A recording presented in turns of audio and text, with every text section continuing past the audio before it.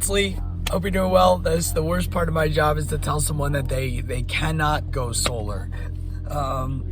So a variety of reasons why someone would not be able to go solar is low credit, not being a homeowner, which we will be working on a renter program coming up shortly.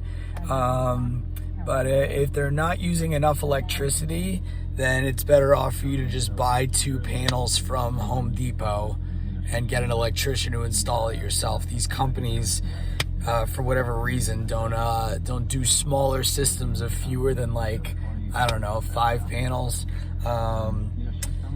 Anyway, so what's going on to Diane, John, Arthur, Florence, Juan, Joe, and Ruth Ann? Ernie, any information that we can get for you that we're not getting from you? We don't want to be pests. We don't want to be barraging you with texts or emails. We're just doing our best to be creative and get you the information that you're looking for. We leave the decision making up to you, and we get you that information in the shortest period of time possible. If we said that we would get back to you and we have not gotten back to you, we are just feel free to call us anytime.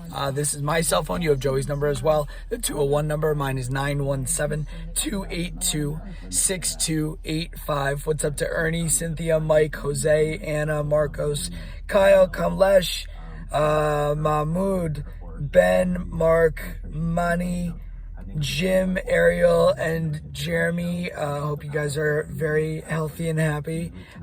Gerry, Jason, Miguel, Deanna, we got some very interesting info to share with you. I don't know if we had already emailed it to you. Gerard, Scott, any info we can get, don't hesitate to call. And hope you're having a great Friday. And bye-bye.